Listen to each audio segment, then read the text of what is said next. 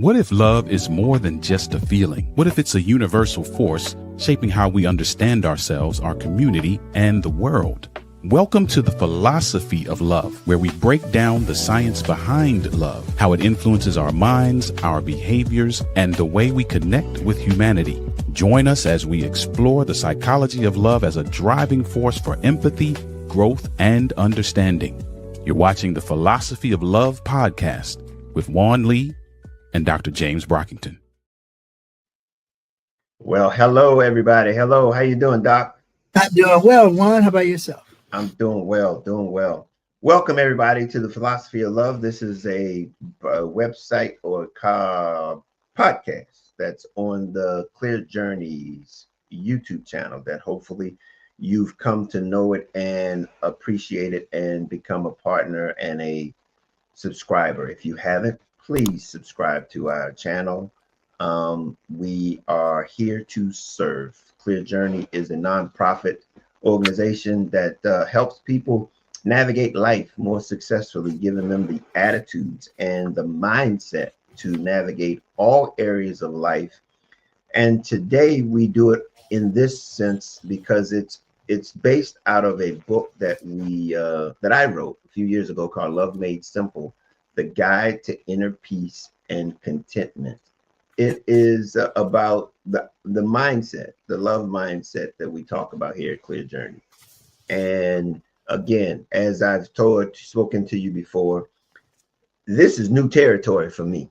I have a desire to share and to help people navigate life. But this platform, this thing called technology, I'm still working on it. I'm still working it out. As you see, things are changing as from episode to episode. And oftentimes it's a sign of me learning something new or seeing something differently than I saw the first time. So one thing that you will see here on Clear Journey and with various episodes or podcasts that are on this platform is that authentic. We're going to be authentic here. We want to be able to let you know that everybody's growing, everybody's learning, and that's really the symbol of life. And going through it, you got to go through it also. You know, you got to learn something new. You got to figure it out and just move forward as you go. And so I've gotten a little bit better at what I'm doing, and I bet. And here's to be the secret here is that I'm learning to leave things alone that I don't understand. Well, okay. So it's rather better than to try to hit something and try to figure it out in the middle of doing something, than to just, okay, this is where we are.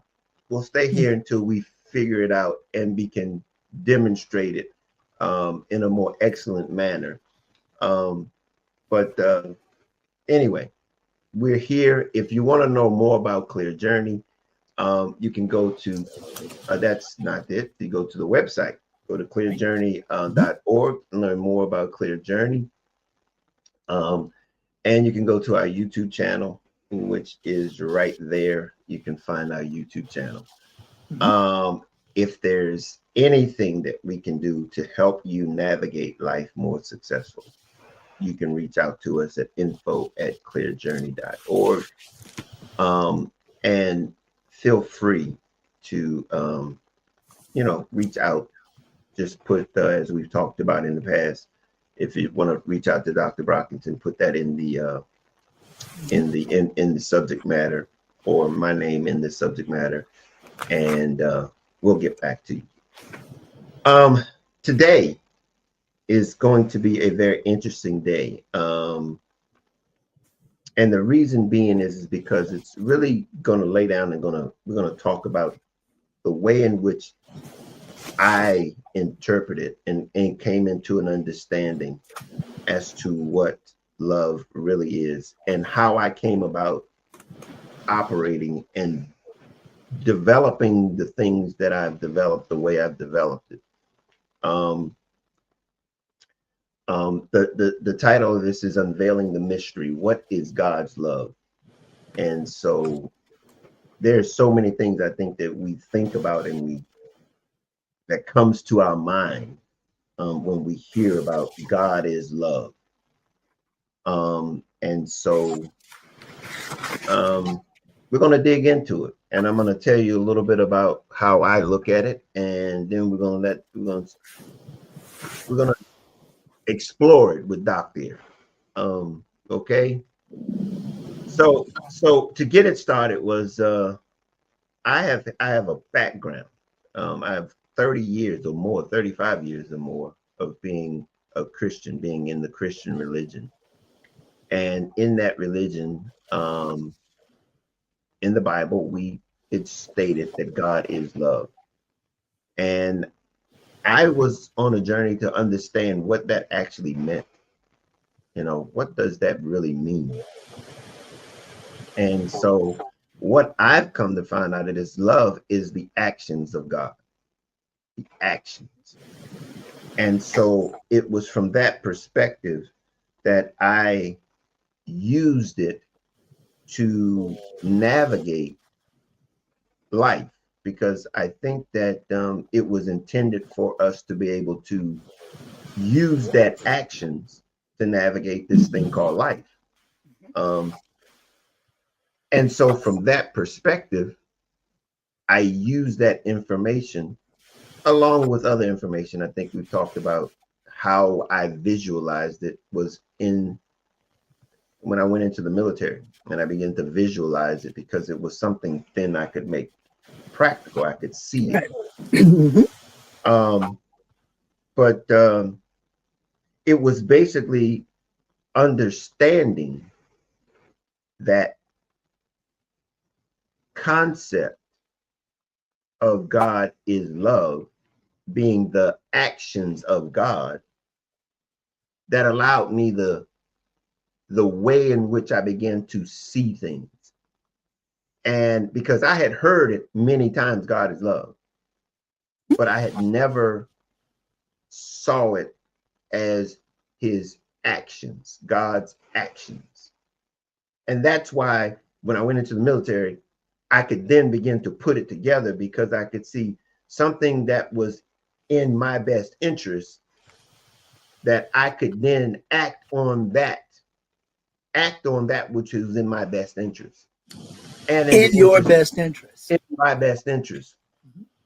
And I think that was the instructions of that love that God was giving us, was to give it to us so that it would be in our best interest to operate in it. And so the difference between knowing and understanding meant everything. So let's just start there. How do you think, or how do you see the difference between knowing and understanding? How do we get from knowing to understanding? In this case, it was love, but in general, the value of knowing versus understanding. The value of knowing versus the value of understanding all stem from what, in a very direct and applicable process, is what we refer to as thinking, behavior, and application. Simple words, is called your thought process. Now, thinking is a composite of three things: understanding, acceptance, and acknowledgement. When I understand something, I have internalized, brought inside me, processed with inside me, and me referring to my mind's energies, my mental activities. I brought inside me the comparison and contrast between conditions and limitations. Because that is how, in a material as well as a physical existence, we have definition. We have defined by conditions and limitations what a phenomena is that we are observing. Now, phenomena is the event. The phenomena can be material, it can be philosophical, it can be existential in its presentation. It could be life. It can be life. Mhm. And as we've emphasized before in prior discussions, the acronym that we commonly use for life is logical, integrated, fluidic environment. Logical, grounding itself in that capacity for comparison and contrast that are conditions and limitations. Fluidic, because it's integrated, fluidic, constantly moving, which gives us the ability to do behaviorally what reinforces that thought process, which is to adapt to what it is we understand, to adjust to what it is we accept, and to acknowledge through achievement what it is we accomplish. So we adapt, we adjust, and we achieve behaviorally. Mhm. So what we have established as that thought process of understanding, acceptance, and acknowledgement, the composite of that thinking and that behavior creates an alignment between the physical, the metaphysical, and the extrasensory acknowledgement of things that can exist beyond the moment that we find ourselves in. And when I say the moment we find ourselves in, I'm referring to the context in which we are exploring our environment. Now, there are philosophers since the dawn of recorded time that have wrestled with the concept of what is God. Okay. There are various views of what is God and how does God, in the context of our capacity for existence, present him, and I will use the term herself, him or herself, because there are different religiosities and philosophies that are expressing God. There are two books when I was addressing this in my own journey. There are two books that were essential to my sense of what this means to me. And the first one was one that is crafted by Deepak Chopra. It's called How to Know God. The other one was The Science of God by Gerald Snyder. In the context of existing in circumstances and situations that compel us to be predicated on what is as opposed to what is not, having a grounded acknowledgement of your core beliefs, principles, and values are endemic to your decision making. Between the ages of conception to roughly 10, in a child's developmental progression, the most significant age range exists between 5 to 10 because that's when that child is establishing his or her core, the central orientation to realistic experiences, beliefs. They center me on my beliefs. Out of those beliefs, my principles and values are formed, and it's in the context of those principles and values that my thought process facilitates my behavioral alignment. So as a child, Mhm. I'm thinking, I am understanding, accepting, and acknowledging. And as a byproduct of that, behaviorally, I'm adapting and adjusting and achieving. That linkage between thinking and behavior, that alignment becomes what emerges as reality testing.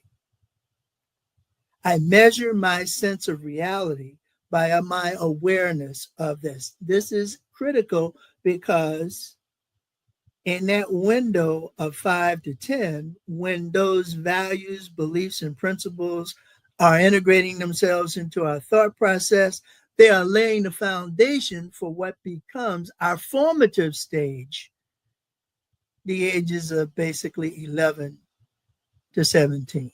We're forming a sense of the construction of you, the person.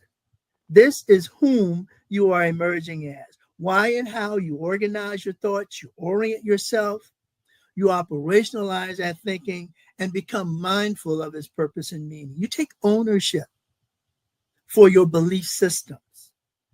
And you, by virtue of owning those belief systems, reinforce their viability in yourself and your situational awareness. Mm-hmm. In what context do I see myself? In what situation does that context I see myself in validate my belief, principle, and value of myself is a challenge that is constantly playing itself out in every action we take that reciprocates follow-on actions we will engage in.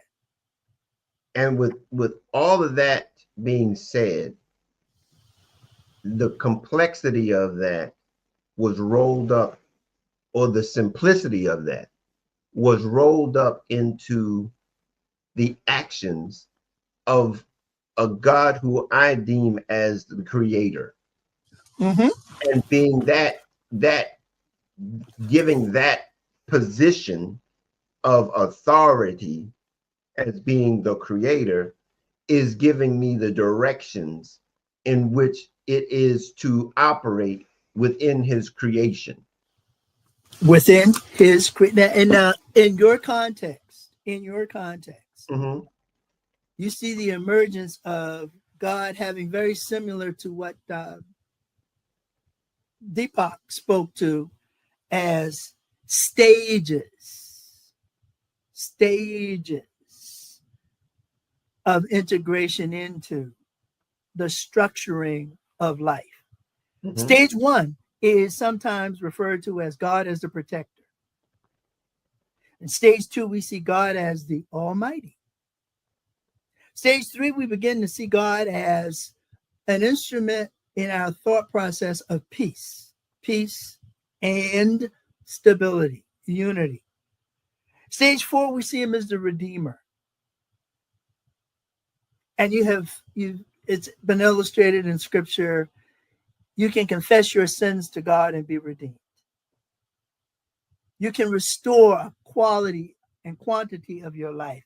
And as you have said earlier, it's in stage 5 where the creator aspect of God emerges.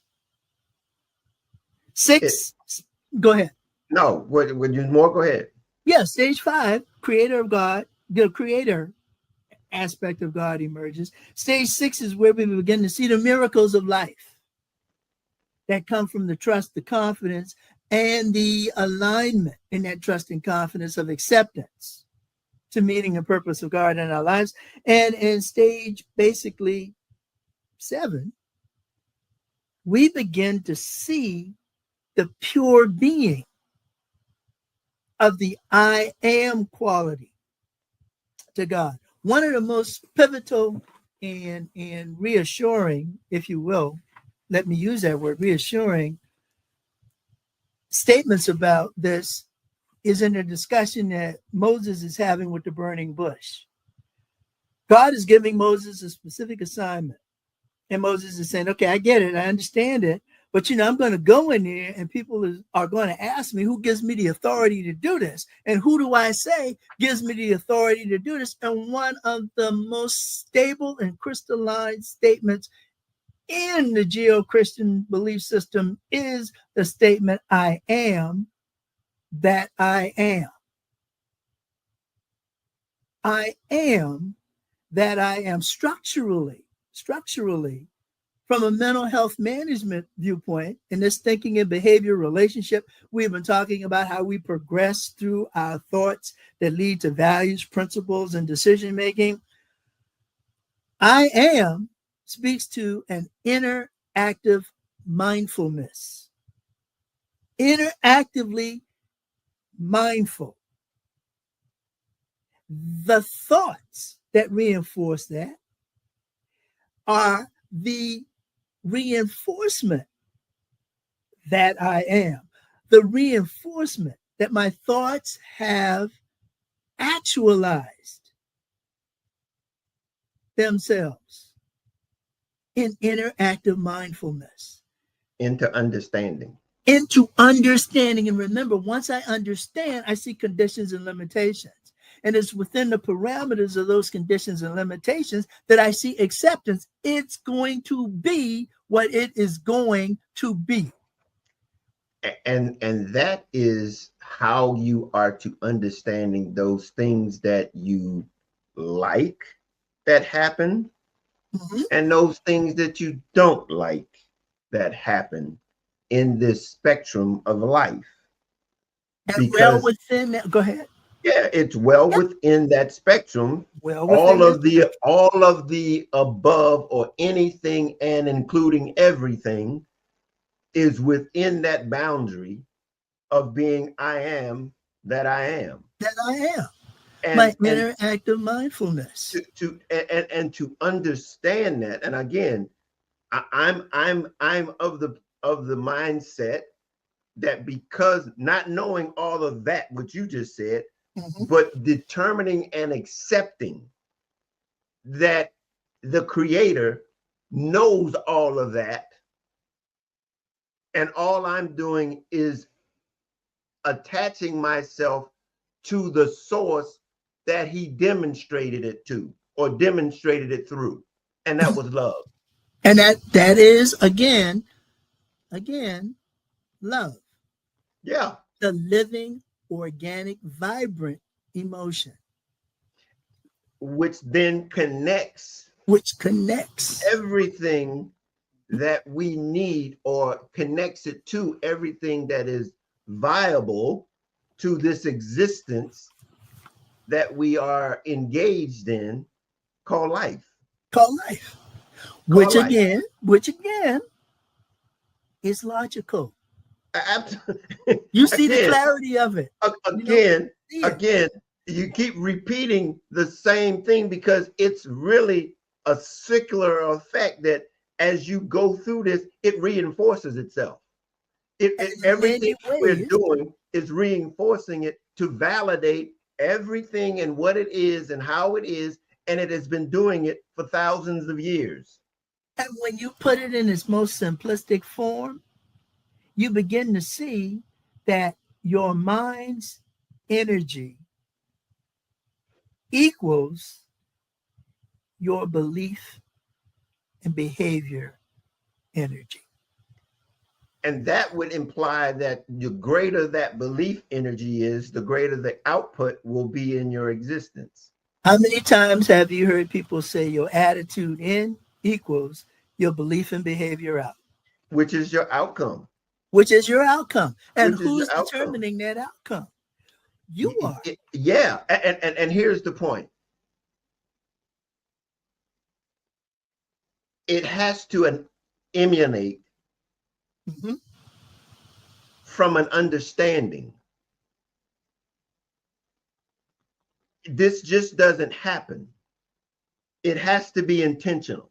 It is intentional, because on a organic as well as a metaphysical perspective, the composite of your core, your orientation to realistic experiences, centers you in that acknowledgement of what I understand becoming what I am going to be challenged to accept. And why do I throw challenge into accept? Because this is where the emotion and feeling as a composite have to be separated.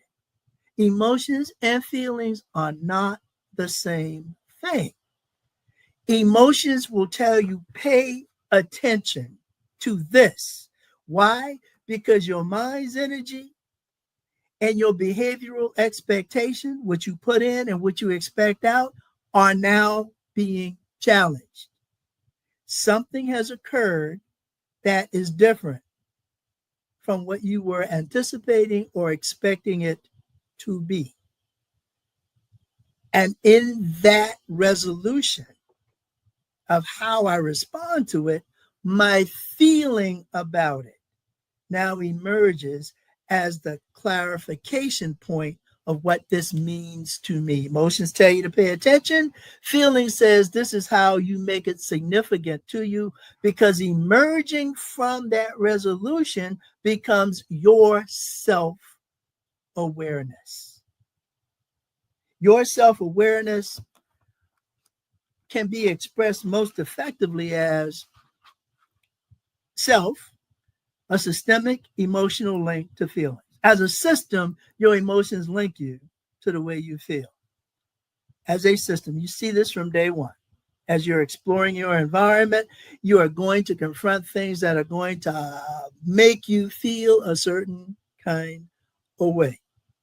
And it's in the exploration of those things that make you feel a certain kind of way that you determine your tendency towards principle, value, and belief.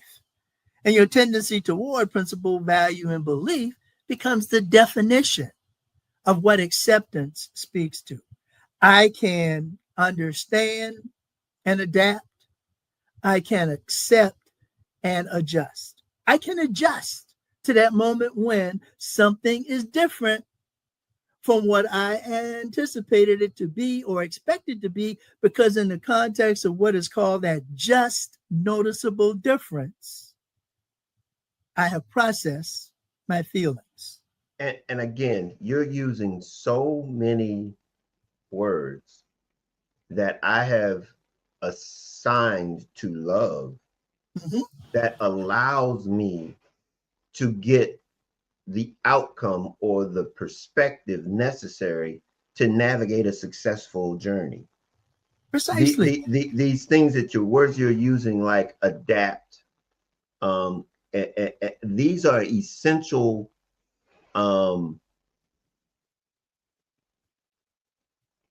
emotions or feelings or actions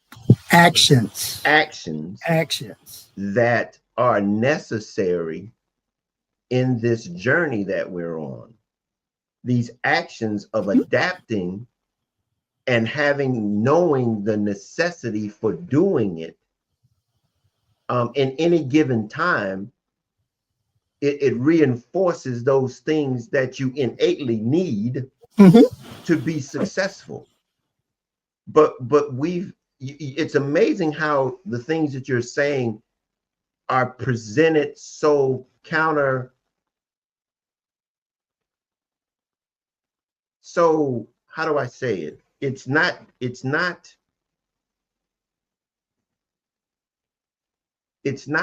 presented to us as a necessity. Okay. Adapting. It's not presented as something that's a necessity for our existence or our understanding. So as a result of adapting, we see adapting as a blemish or a weakness instead of an ability or a connection, because that's exactly what adapting is being able to connect to something that you now have access to that you otherwise would not if you had not connected or adapted to it. And you just argued for why people have a difficult time with acceptance. Because acceptance speaks to that adaptation or that adaptability. Remember, I understand and I can adapt. Because of that ability, acceptance becomes my adjustment. This is what I have to do. That and again, there's this indication or this inclination that feels like it's it makes me less of who I am if I do that. If I adapt, that means that I am that or I'm not realizing or being who I really am or who I want to be. Mhm. But that doesn't take anything away from you to adapt, to be accountable. That that raises you up a level. That takes you to a higher degree of availability, Mhm. if you think about it, because now you have access to something greater than who you are as an individual. And so that is the backdrop to that love that I refer to, because it introduces you to something greater than yourself. And it's to understand that action of love transcends anything that you could do individually on your own, and denying yourself that ability to adapt. And in that context, look at how you have established belief and principle. Yes. Now And I remember, guess, uh-huh. remember now, this is your core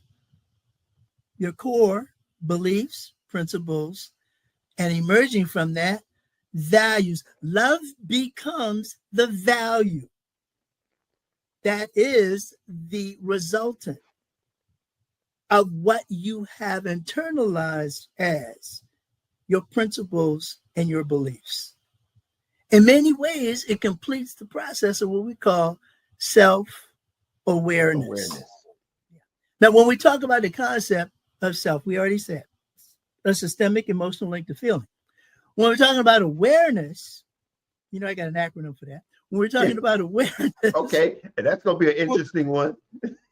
when we're talking about awareness, what we're talking about is actualizing wellness, aligning itself, reinforcing the energies that normalize our environmental systems and situations. You see why it has to be an acronym? Because you got a lot going on here. You got a lot going on here. Absolutely. You have the ability to, once I have trust and confidence in what my principles and my values are, to actualize them in a way that gives me a sense of wellness. I feel good about whom I am. I know why and how. I've organized, oriented, operationalized. I'm mindful of the reinforcing energies that are now aligning me to what is normal. Again, one of the greatest things that I gained in this in establishing this relationship with love was confidence And trust. But it was in me. And you. In me. Exactly. And so therein lies all of the things that you're talking about are the things that I have assessed to my own inner core of allowing love to drive everything that I do. And it delivers me all of those things that you're talking about, not knowing how I got them. Not knowing how I got them, because I was in tune. And here's the thing. Because I looked at the creator as being the author and the finisher of my journey. Mm-hmm. And because his actions were of love, then that is the tool that I emulate to demonstrate the creator's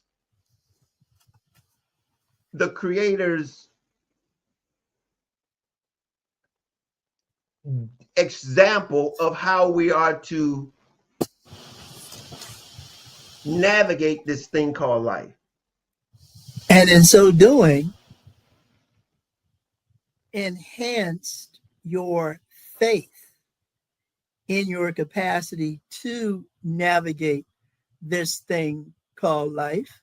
Oh, Because it actualizes your inner active mindfulness. I am. But it's beyond faith. It's confidence Well, in yeah. that, to the fact that there is an assurance, Mhm. not an insurance, an assurance. That's this, that there is no other way than to have this type of guidance to be able to navigate this big spectrum that we call life. And there is no other way. There is no other way. And so the key element here is to establish a relationship with love so that you can digest it, as that be the thing that I operate in, because it's the manifestation, it's the actualization of the creator. And in so doing, I take it back to that statement. I am that. I am.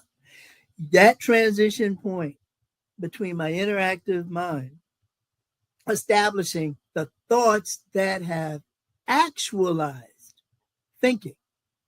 You see, that's what we're doing in everything that we do. When we're saying from the outset that my trust, my confidence, my faith in whom I am is my situational awareness, my self-awareness, compositing my self-esteem. I value myself because in that sense of esteem, I am seeing the meaning and purpose. That becomes the direction I live my life towards, because that's exactly what is happening in those formative years.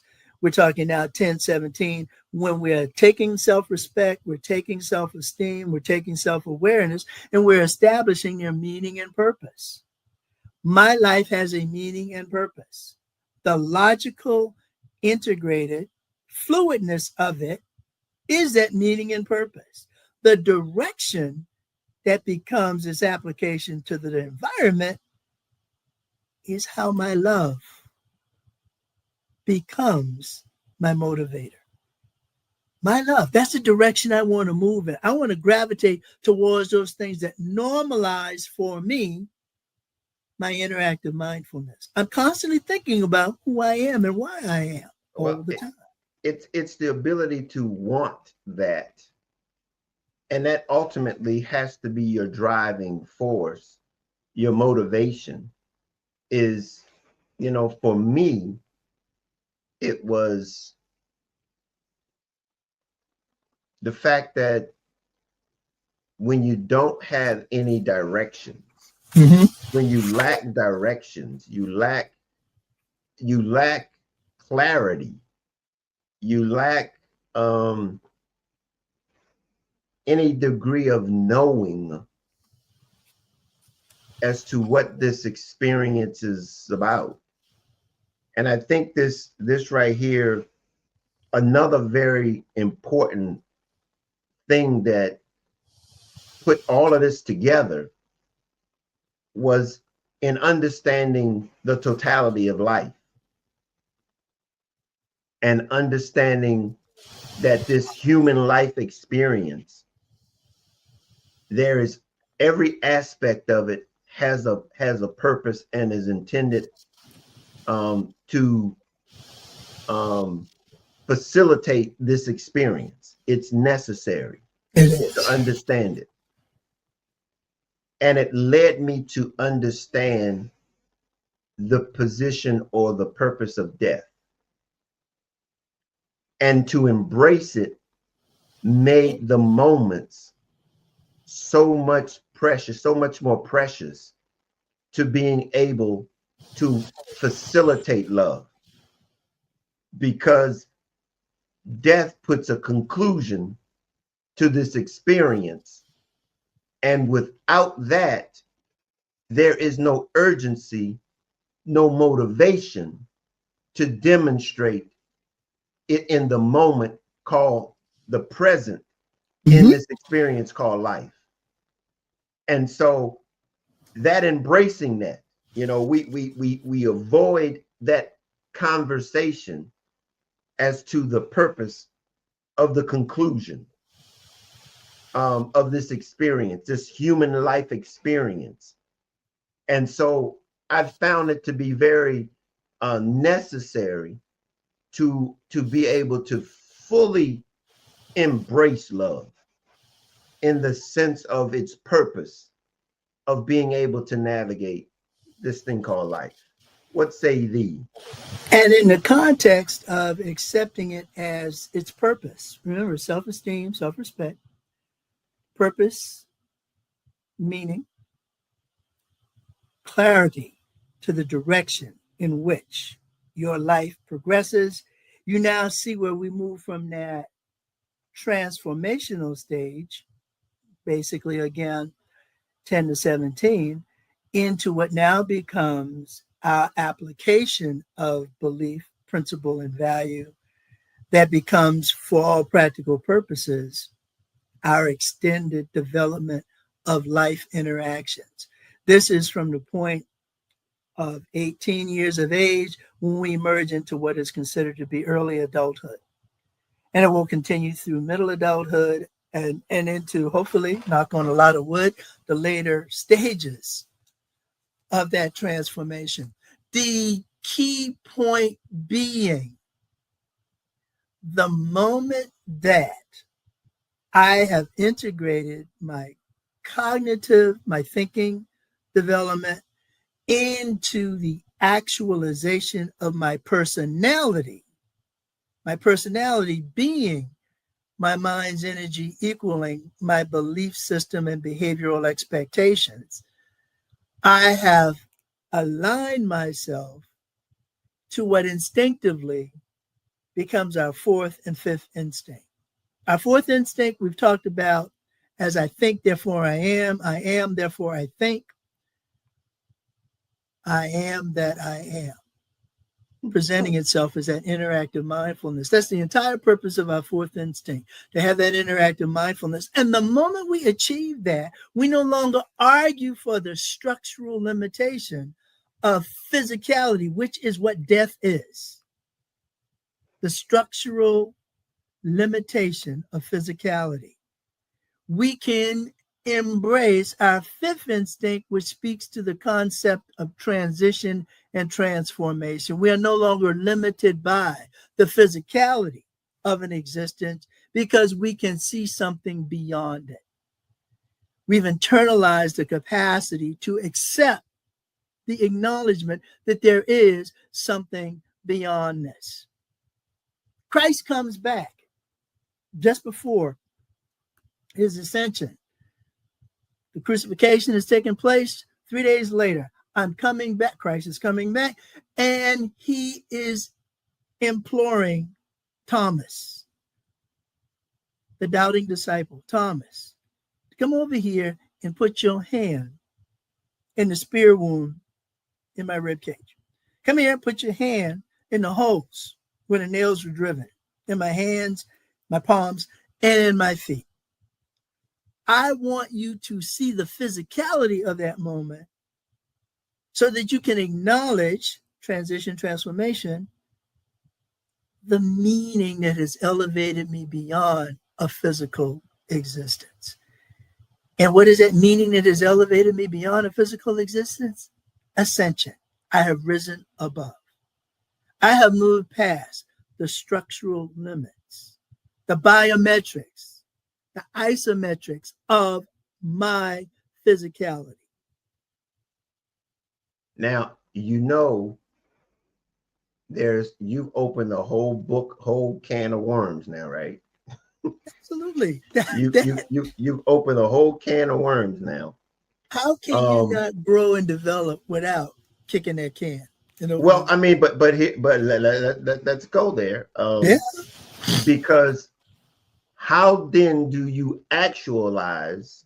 And I'll tell you how I have actualized that. Mm-hmm. I have actualized that by the demonstration of love in the earth, in my life, is to transcend that boundary. That's basically what I was talking about, was by saying, when you embrace that boundary of the boundaries of this existence, the physical body, Physicality. Yep. you demonstrate that because you have no fear of that. You deal with that. And this is how I deal with that, by saying that does not interject or interfere with what love does. How love, that ability to transcend that physiology, that physical body, is required to walk and to exercise this thing called love. This too, it requires that. And that's why I'm saying it. You're not going to be able to demonstrate this love with the constraints of the body as being a limiting. It will limit you from being able to do it. It limits you only in the sense that you put so much significance on that physicality. Yeah, and that's what I'm saying. You've got to embrace it, is to not put so much on it. If you embrace death, you limit its sting or its potential to prevent you from doing something, because you take away from it what for all of us is the significance of the most powerful emotion. Remember, pay attention to what's happening right now. Fear. Fear. You see, fear has one purpose as an emotion: to tell you precisely what it is environmentally that you have the ability to overcome. Fear puts you in that situational awareness of the moment of the confrontation between you and what you have in your environment as the ability to overcome, or in other words, transition and transform in your relationship to said environment. I want to interject something now, and we're really gonna date this recording. Okay.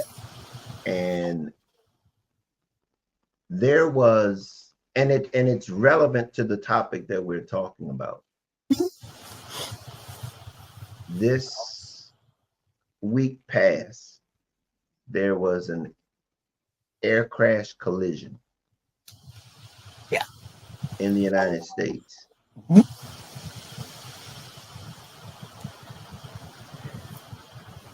All participants perished. And death occurred in an instance.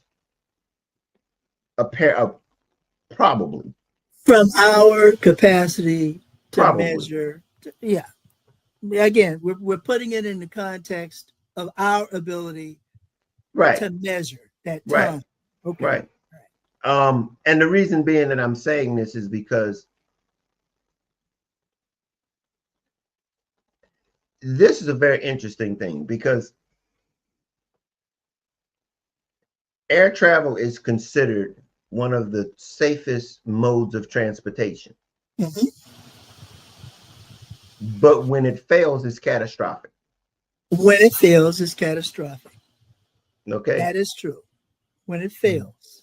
But the potential of failure is possible every time you take off. Every single time. Every time you take off.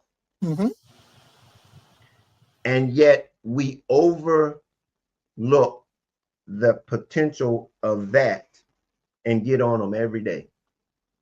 Not so much overlook as have a acknowledged continuity, fluidity, life. Again, remember, fluid.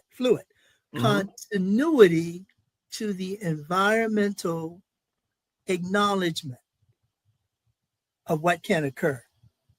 And what gets us through that is the trust and confidence that you are placing in the individuals who are piloting the aircraft, the individuals who are regulating the air separation schemes.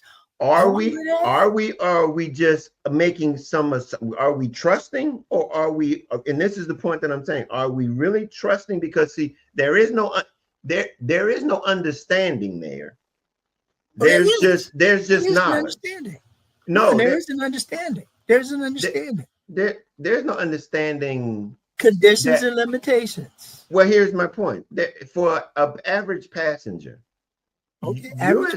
there's no understanding as it relates to how the traffic is managed around an airport. No, they have no idea. Average passenger, but average passenger is accepting the understanding, that is the awareness of the trust and the confidence that I can have to get on this plane and sit in that seat. Because I'm aware of how many times on a daily basis this phenomena we call flight occurs. Again, we are dismissing the potential for the of how many. They oftentimes say the thousands of trips. Now I'm agreeing. If you compare the incidences to the number of flights that go off every day around the world, this is how they deem it as being safe. Because you compare these catastrophic events up against the multitudes of takeoff and landings, and they don't even register as it relates to it being safe or not. And the same rationale applies to every time you, as a licensed driver, get behind absolutely, but every time you can have an accident in a car and not be catastrophic. You can have an accident in a car and not be catastrophic, but take away from it the significance of the catastrophe. The same principle exists. I get it. But here's my point. Here. The chances of the catastrophic happening on any given moment, on any given takeoff, is relevant, and it's possible than it is for anybody getting in a car. The possibilities of a catastrophic accident on a car versus the catastrophic possibilities of an aircraft are not even comparable. Well, they still have the same convergent point of something that has the possibility to occurring. You see, now you're arguing for the limited expansiveness of the resolution that exists between acceptance and adaptation. So you can understand this. You can understand it. Remember, the key 90% of this struggle exists between what you understand and accept. Because that ultimately, once you resolve that, ultimately that's going to become what you acknowledge. This is what's going to happen. Why? Because this is what you've told yourself to both believe and conceive as a possibility.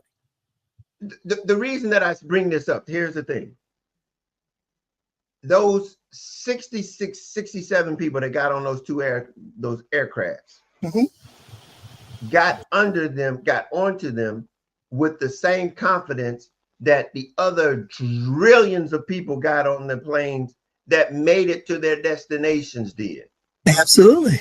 But their outcome was different.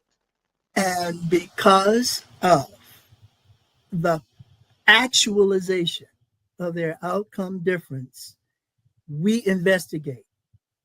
we dig into. We try to put it in terms that people can, what is that process? Understand, accept, and acknowledge. Well, I mean, but here's the all I'm saying is that there is this degree of understanding and acknowledgement, accepting something that really, to be honest with you, we're only accepting it because it's of its history, of its record, its past record. Because to be honest with you, prior to 1920s, prior to 1900s, this was the only thing flying was birds. Okay. All right. And then all of a sudden, now man can fly. Because man accepted and acknowledged that he could transition his limitations. Okay. I'm with you. I'm with you. Okay. But it's at the same time that we have to look at it, because again, we're talking about death. Okay. We're talking about death. We're talking about death. And understanding that we have to grasp and accept the possibility that exists when you get on that plane. And the moment you do that, your fifth instinct, transformation, is facilitating your ability to transition. I can move away from that because I've accepted, and in my acceptance of it, I have acknowledged its meaning and purpose to me. Its meaning and purpose to me is to the best of my ability to sit in this seat on this plane. The degree to which the professionalism and the proficiency of this air crew and the people that are guiding this air crew will be consistent. Again, you're taking it to an assumption. Well, no. You're making some assumptions there. Because that's not an assumption. The assumption would be that I'd never get on the plane. That's the assumption. Well, wait a minute. You made the assumption that the professionalism and the quality of work and all those things, that you have no clue as it relates to whether or not any of that stuff is going to be presented in any given time during your time while you're on that airplane.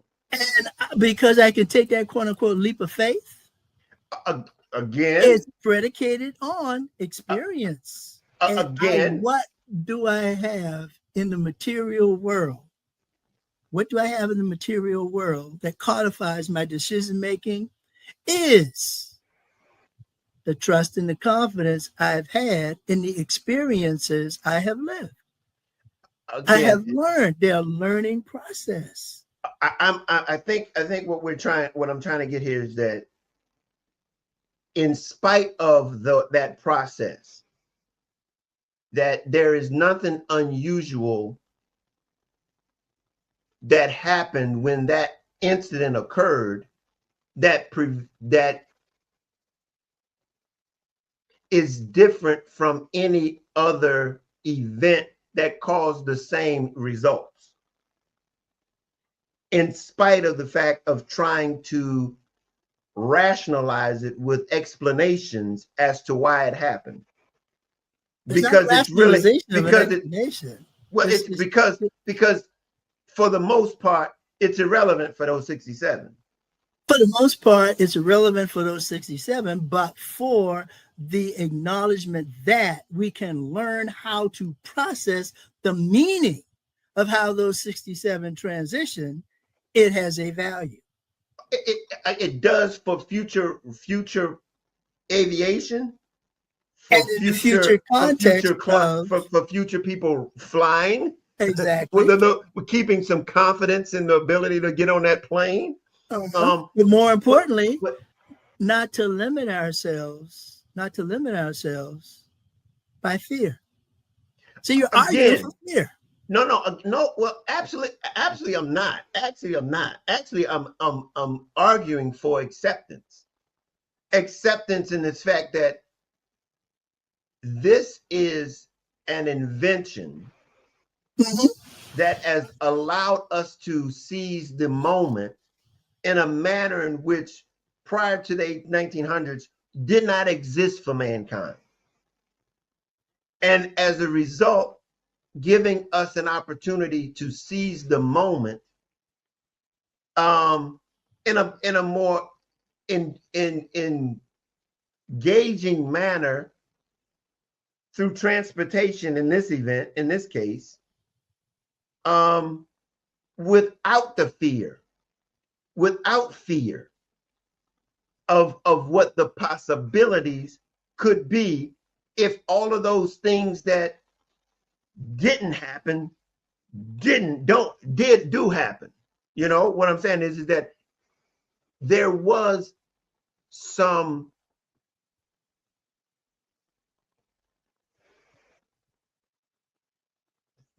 an accident, and the mere fact that you call it an accident implies that something went awry that should not have was not a part of the norm. Was not a part of the norm. Something Right. went awry. Yeah. Something went awry. Yeah. There's going to be a causal acknowledgement. And so therein lies our explanation, but it does not dissolve us from the outcome. It doesn't dissolve from the outcome.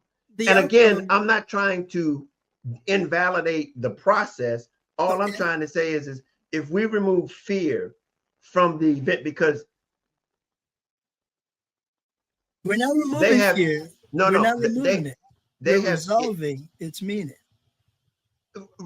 Okay, but I'm saying that the way in which you are presenting it, and I think we're saying the same thing, but we're coming from a different angle. Because all I'm saying is that how you die is irrelevant to the fact that you are going to die. And when you die is irrelevant to how you produced and what you produced in your existence while you were here. Irrelevant. I don't know. That might be a little bit, might be too hard a word. Maybe too hard a word. Because irrelevance means that your presence here, and this is where again you want to get into what the meaning and the science of God is. The meaning, the example of the life you live. This is the Beatitudes on the mountain. This is your purpose here. Yeah, and in the time that you are here, your example that you set becomes a reinforcement of the purpose you live. And all I'm saying is that in that process is that the conclusion of that experience is and I say irrelevant. What's another word for irrelevant? Because I'm saying if it's 12 years or 100 years, that time does not depreciate or diminish the value of your experience. As opposed to using irrelevance, you may be able to utilize immaterial. Okay, immaterial. Immaterial. It's not because immaterial. There's the other statement there that says no man knows the minute nor the hour. Okay. Well, which tells you in the application of the constriction that you're placing here. The constriction being that these people got on a plane and a helicopter, and unfortunately, a happenstance occurred. A happenstance that had every possibility of occurring because it occurred. In order for something to happen, there has to be the possibility for it to exist. This is how we define what happened. Mm-hmm. The first time we resolved, well, this causal factor led to that resultant, we've established a linkage. Now, the more we understand and process the meaning and purposes of what those linkages mean, is the more we had the ability to fine tune what we call the calculus of flight and air traffic management. Okay. Those are these are the environments that we live in. Okay.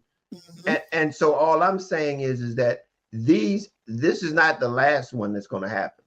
Okay. Nor is it in the context of where we're living now, the expectation that this will be the last time, quote unquote, it happens. Because we don't have, quite frankly, the managerial capacity at this level in our development to make that kind of statement. Well, but the point I'm saying is that ideally we're going to continue to fly. Ideally.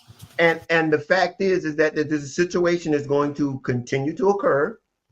And here's the point I'm saying is that in the process of this experience and doing and experiencing this, to enjoy the journey in spite of the possibilities that could occur, because they are indeed can become paralyzing If you allow them to be.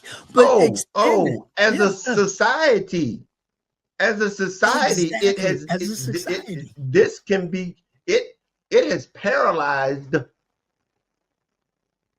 our society. I mean, to the point where it was 2 incidences within 3 days that caused life. Because then in Philadelphia, now this happened in DC. In Philadelphia, there was another crash that killed 6. And it was 7 when you consider the person. Yeah, and that's still determining, because there's 19 others that are still subject to finding out. Again, the takeaway from it, if you want to get philosophical, the takeaway from it is, yes, we acknowledge the transition of 67 individuals, aircraft helo, 7 individuals, plane impacting neighborhood. The physicality of it is that the quality of life that those individuals demonstrated in their progression towards this thing we call life, logical, integrated, fluid environment, will be the transitory memory structure that everyone who was connected to those individuals shares. And I embrace that. And I think that's something that I think, but my point here is that for those individuals, that time or moment, that place or time was never determined. We had no idea, but because of its happening, that we should not allow it to paralyze us as a society, and that it should not. But again, it just reinforces the fact that the moments that we have here, that we share, have so much more. Because you hear all the points that, after events like this, and it takes an event like this, and then this is basically my point, that it shouldn't take an event like this for us to understand the value of the moment. And instead of that, it would be like an understanding that the moments are more important than the events. And in a sense, that is exactly what the Kubler-Ross model in grief management will say to you. You go through stages of adaptation and adjustment to this moment. There's the initial disbelief. How could this happen? Air travel, is supposed to be one of the safest modes of travel we have, because so many people are paying attention to how this process works. Then there is the anger. Why did this happen? How could this happen? There's the bargaining. Well, maybe if we analytically look at all of the safety factors and we go through the human modeling and we go through the human factors, finally we get to where we are going to always arrive in grief. The acceptance that the only thing that we have, quote unquote, lost in the existence of this individual is their physicality, their physical presence. Everything that was endemic to them is a part of my structural memory system, my core. belief, principles, and values. I know whom they were. I can experience that. I do not need to visit my parents' internment site to be in a conversation with them. I do not need the acknowledgement that the physical limitation of their existence is denoted by their presence in this location, because I'm accepting the etherical quality and value of what their existence means Meant. to me. Mm-hmm. And that is what gets me past the fear. Therein lies a developmental process of establishing those moments to be able to put in place so as to be able to experience an experience like that. And in so doing, ushering in that seventh stage of what God, I am, personifies: interactive mindfulness. What is God's love? It is that interactive mindfulness. I am constantly, actively integrating myself into the meaning and purpose of a living, organic, vibrant emotion. Living and organic ties itself into the logic and the integration into life, the logic and integrative quality of it. And it's through that. Go ahead. No, I was just saying, when you finish, we're wrapping it up. So go ahead. Yeah. It's in that capacity that we have just answered our question. In unveiling what a mystery is, what is God's love? Interactive mindfulness. Constantly putting yourself in a position where your thoughts have given you the ability to think. Think about this. Think about your actions. Think about what this is going to mean to you, not only today, but to your posterity. What you do today.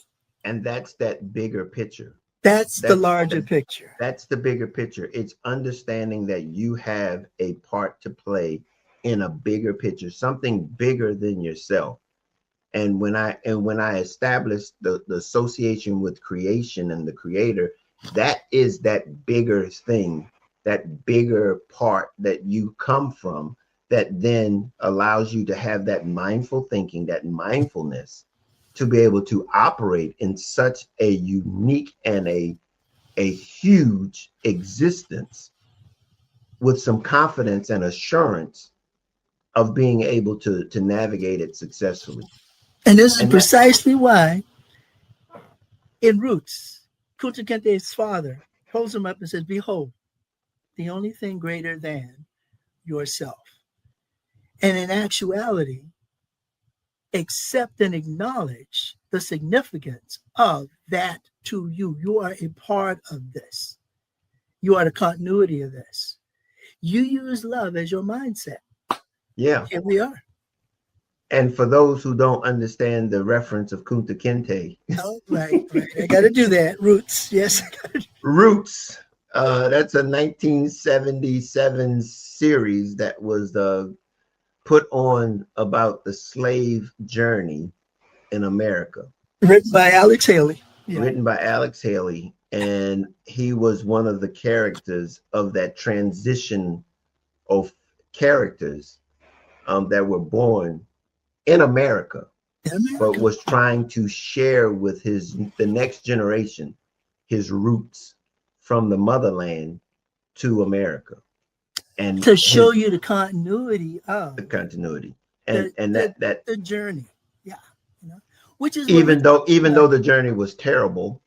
Well, again. But that's another discussion for another day. Another discussion. Pleasure, pain, they do exist in the same continuum.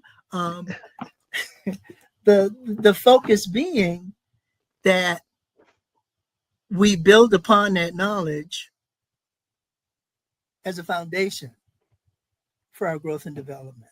You've heard it before. I stand on the shoulders of my ancestors. We as humankind stand on the shoulders of this unique experience this unique journey. Sometimes it's a strange ride, but it is always unique. And that's the tool we use to do that. It's called love. And that's exactly the linkage. Appreciation from Appreciating. generation to generation. Mhm. Hey, that's going to be enough. All we're going to have for time for today. Okay. This has been hopefully helpful to understand and bringing some clarity to some mysteries of love, of God's love. What is God's love?